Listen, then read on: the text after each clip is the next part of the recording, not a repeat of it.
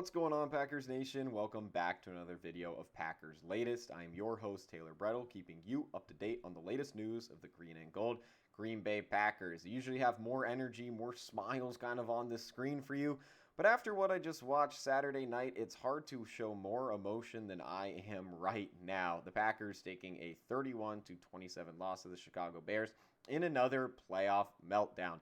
If you're new to the channel, I welcome you. Feel free to subscribe, leave a like, turn on a notification bell so you know when these videos go live in the future. I'm sorry you're finding it on this low of a note, and if you're a returner, I welcome you back as always. I want to give a huge shout out to Underdog Fantasy for sponsoring this video. Trying to come up with 4 segments for this video to talk about was a very tough task because I could have come up with 40, maybe 400, but narrowed it down on these 4 right here. We'll definitely have tons and tons and tons to talk about on this game and on this Packers team in the future as the week goes on. But right now, I want to start it off just asking, are we surprised on how the Packers lost this game? Because in my opinion, no. Am I surprised they lost? Not too much. I mean, I don't know, like, the confidence level everyone had going into it. I was pretty confident in them, but it's not like they were projected to win, you know, maybe odds-wise. I think they're favored by a point, but you're a 7 seed going into the home of a 2 seed in the first round of the playoffs. This is not like the Packers were a heavy favorite and lost an unbelievable game that they should have easily breezed by in. But are we shocked how they lost? A massive lead, a collapse in the second half, timeout usage being bad, special teams being bad, everything that could have gone wrong going wrong, and losing. Am I shocked by that? Not at all. Am I shocked they blew an 18-point lead that they held at halftime? A little bit more there, but still deep down, I'm really not surprised. I mean, I'm going to have a lot of numbers, a lot of stats for you in this episode, so let's just jump right into it. This is per Next Gen Stats on X, saying from the 651 mark in the second quarter to the 259 mark in the fourth, the Bears' win probability never exceeded 25%, reaching a minimum of 3%. The Bears have recorded 2 of the 8 most unlikely comebacks of the season against their division rivals, which was Week 16 in that overtime win for Chicago, and then Saturday night in the playoff win for Chicago. I mean, just brutal stuff. Here's one more. This is per Historic Packers on X. Of the last 6 Packers playoff games in which they have 2 or more takeaways, they have just a 2-4 record.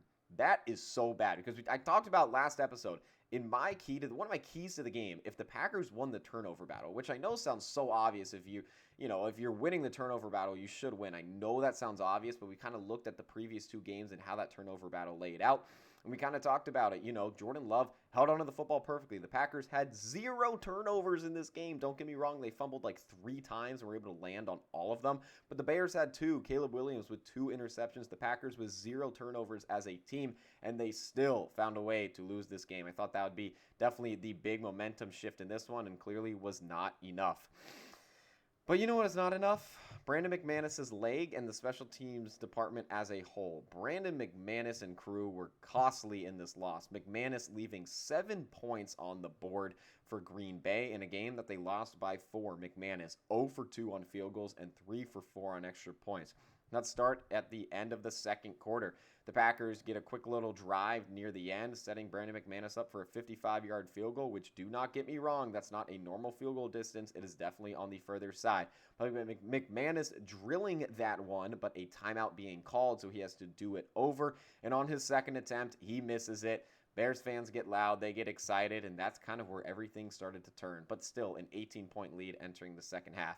You go to the second half, though, Brandon McManus misses a 44-yarder there, and then when the Packers go up in that game 27-16, McManus misses the extra point. Another momentum shift for Chicago. And, you know, you go to the last drive when the Packers, you know, they're down 31-27. Love has to play for a touchdown. If he made, let's just even start that extra point. This is a 31-28 game, and you're playing maybe to settle more for a field goal. But honestly, he hadn't made a field goal all game, so who knows if he would have even drilled that if they were to get in that position. Something that you can't really know the answer to because they didn't get there and they lost and they're headed back home. And that's unfortunate that I have to put it that way, but that's just the reality.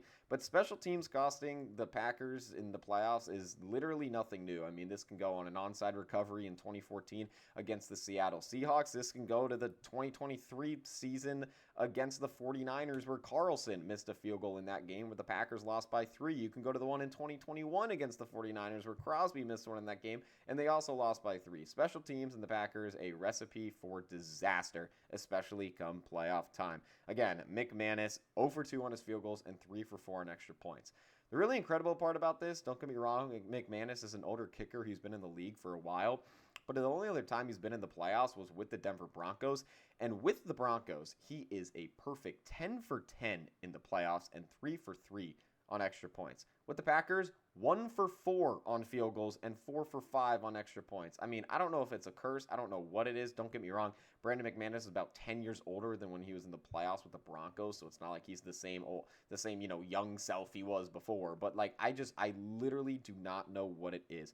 You go to Brandon McManus's numbers even more, though, and he has not been reliable at all this season. He's been hurt. He got that quad injury against the Cowboys way early in the season.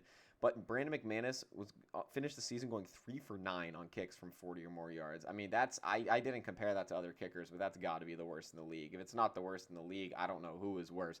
But you look at the Jaguars. You got Cole Little or whatever his name is. I might be having that wrong in the moment because so many thoughts on this Packers game are going through my head. But you got him draining 60-plus yarders like it's nothing, and Brandon McManus, when it's from 40 or further out, it's not going through the uprights. And again, costly for special teams in this one.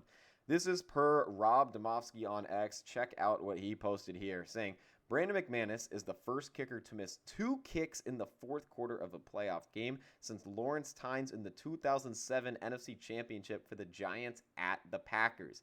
Tynes got another chance to make up for it and hit the game winner in overtime. No such opportunity tonight for McManus. I mean, it's not like that even matter. Talking about McManus too much. Special teams as a whole. I mean, the kick returning, Savion Williams IR, Bo Melton IR. It's messy in the kick return department. The Bears kind of kicking it right at them. They wanted the Packers to return every single kick. If that was, they got a flag on one. I think one went through the end zone. But they clearly wanted the Packers to return every kick. You had Josh Jacobs back there at one point in the game. And his first kick return attempt, he fumbled it. Luckily landed on it. But again, it's like, why is Josh Jacobs returning kicks? I know they're that hurt, but I don't know what that was. That's not to discredit Jacobs. I don't think Josh Jacobs expected to be returning a kick in a playoff game entering this one. Maybe he did, and maybe that's something I don't know. But something like that, just as a whole. Special teams, Daniel Whelan, honestly, the only one that tipped the cap to, respectfully, out of this entire special teams department. He had a pretty good game punting the ball away, which we saw a lot in that second half. But before we move on to the 2 last segments, talking more about that second half and Matt LaFleur's status as a whole, we got to get to today's sponsor, which is Underdog Fantasy. Football playoffs are here, and Underdog is the best place to get in all the gridiron action. Playing on Underdog is easy. Just pick if your favorite players will go higher or lower on stats like touchdowns, rushing yards, receptions, and more. Get them right, and you can win up to 5,000 times your cash. This week on Underdog, I was looking at this Packers and Bears game, and I had Jordan Love higher than 223.5 passing yards, and Caleb Williams higher than his passing yards, which both totally crushed. They both had 300 plus, so definitely was right on that passing heavy game. But what are you waiting for? Download the app today and use promo code FOOTBALLFAN to score $75 in bonus entries when you place your first $5. That's promo code FOOTBALLFAN. Underdog, make your picks and win money. Again, Caleb Williams and Jordan Love, a quarterback duel to say the least. Lots of balls in the air in that one. I believe they both had more than 45 attempts each. Maybe, I think Love had 46, Caleb Williams had 48, something like that. Definitely a quarterback duel to say the least. But moving on, we got to go to what is definitely the big topic surrounding, everywhere on social media, everyone's mind after this game. Was this Matt LaFleur's last game as the head coach of the Green Bay Packers? I was defending LaFleur. I was just defending him with all the hate, all the get him out. Now, I don't know. I think I worded it last video as he would have to get blown out for him to maybe not be the coach of the Packers next season. I didn't really consider blowing an 18-point lead and having that being the topic of discussion, but I definitely should have had that one in the back burner. In my opinion, yes. I think this was the last straw for LaFleur. I mean, if you're Ed Policy and you just watched what happened, I don't know how you keep LaFleur there. And it's more on just the little miscues. I mean, the timeout, you call a timeout, you break the huddle of that timeout late in the fourth quarter, and you get a delay a game. How does something like that happen? You use a timeout poorly on defense. How does something like that happen? I mean, 2 wasted timeouts. One of them you get a delay a game off of, and just those little things. You know, a lot of people say they don't like the play calling, and that's why LaFleur should just be more of an OC. But this was truly the head coaching part, those little things that he could not get right that definitely highlighted his name to be on the hot seat for the Green Bay Packers head coach job. This is per Josh Dubois on X saying, Matt LaFleur is the 5th coach ever to lose 2 playoff games he led by 7+ points at the start of the fourth quarter. That's pretty bad in its own. This next one, per Travis Wilson on X, saying, the Packers scored 3 first-half touchdowns. On those 3 drives, 15 plays under center, 12 plays shotgun. Packers had a 3-score lead at halftime. Go to the second half. 5 plays under center, 35 plays shotgun. Before the final drive, it was 5 plays under center and 24 plays shotgun. Talking more on that offensive coordinator play calling side of Matt LaFleur. Why do you change things if they work? Don't get me wrong, Ben Johnson and the Bears, you definitely make adjustments at halftime, and then it becomes, can we outcoach the Packers? Can we change things? It's not like the Bears are going to stick with what they're doing on defense. They clearly brought more pressure, and it worked. But just looking at that alone, I mean, that just something like that. You're stopping what's working. Again, it's not like the Packers are going to do that all game long because the Bears are bound to adjust. But not being able to find any adjustments what the Bears came out with at the second half, I mean, just absolutely brutal. You go to Matt LaFleur, he's now 3-6 in the playoffs with the Green Bay Packers. That's a pretty bad record in its own, and he's been the 7th seed the last 3 seasons, this being that 3rd straight season. That was another big thing. The playoffs expanding to, 7 seeds on each side in 2020, and the Packers have been the 7th seed the past 3 seasons. So you could view it as, would Matt LaFleur even be in the playoffs with the Packers the last 3 seasons if they kept it at 6 teams each? Probably not. So lots of things to look at this with LaFleur. But in my opinion, play calling first half was very good. Second half, he changed things. It slowed down. They looked pretty pathetic with all due respect. That's the word that comes to mind. And then you look at the little coaching errors like, again, the timeout usage, the delay of game, just every little thing that could go wrong did. I mean, this goes back a couple years, 2020 NFC Championship game, kicking the field goal instead of going for it on 4th and goal and never getting the ball back. I mean, just these little things, they all build up over time. But after this game, I think he is definitely on the hot seat. My personal opinion, yes, it was his last game as the head coach of the Green Bay Packers. Feel free to leave a comment down below if you think it was or if you think it wasn't, but just, I don't know. I don't see a world where he's the head coach of the Packers next season. And the players like Love and Jacobs, they spoke highly of him, but all due respect to them, I don't see why they'd answer negatively about their coach when you get asked, do you think like Matt LaFleur will be here next year? Like, I don't think any of them are going to say no. And, they love their coach. Like, don't get me wrong. That's how you should answer the question. And I'm glad that they answered it that way and that the beef or, any negative thoughts they're not to that level yet to where you have players going against him. But nonetheless, I think Matt LaFleur definitely was his last game as the head coach of the Green Bay Packers. Now, who the Packers go out after, that is a topic for another video. But we do have to talk about that second half as a whole to close it out. I mean, what didn't go wrong in the second half? Again, I sound like a broken record in this video, but geez, this was truly just all on the second half. There's not too many notes on the first half, at least from a negative standpoint. You look at the defense. We talked about Matt LaFleur. Let's go over to Jeff Hafley. This defense allowed 28 points in the second half, 25 of them in the fourth quarter. You look at the points allowed by Jeff Hafley in his defense in this 5-game losing streak for the Packers. Week 15, he allowed 34. Week 16, he allowed 22. Week 17, he allowed 41. Week 18, he allowed 16. In this wildcard game, he allowed 31. Jeff Hafley, another guy up for a possible head coaching job. He's been a very defensive, masterminded defensive coordinator. Obviously, that's his job, but he has been definitely a higher-tier defensive coordinator.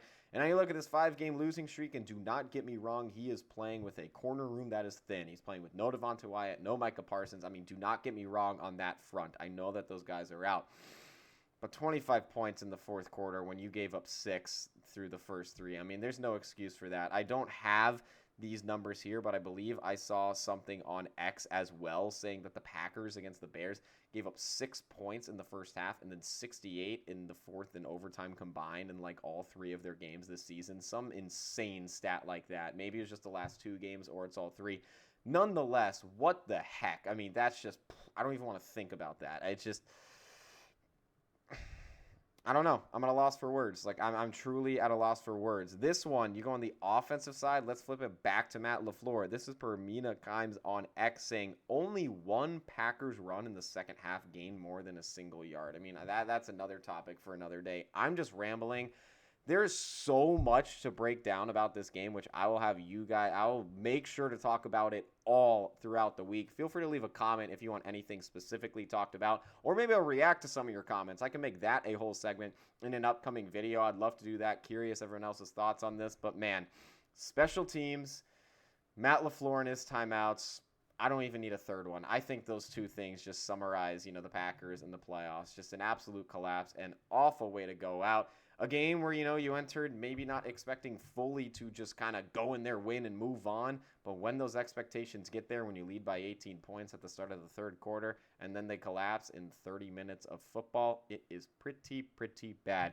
But nonetheless, I appreciate you all tuning in for another episode of Packers Latest. I'm sorry it's one where I just ramble about how bad that game was, but man, there's not really much more to talk about. We'll definitely get into the nitty-gritty later in the week. But as always, despite a loss, despite a heartbreaking whatever the heck that was, go Pack, go.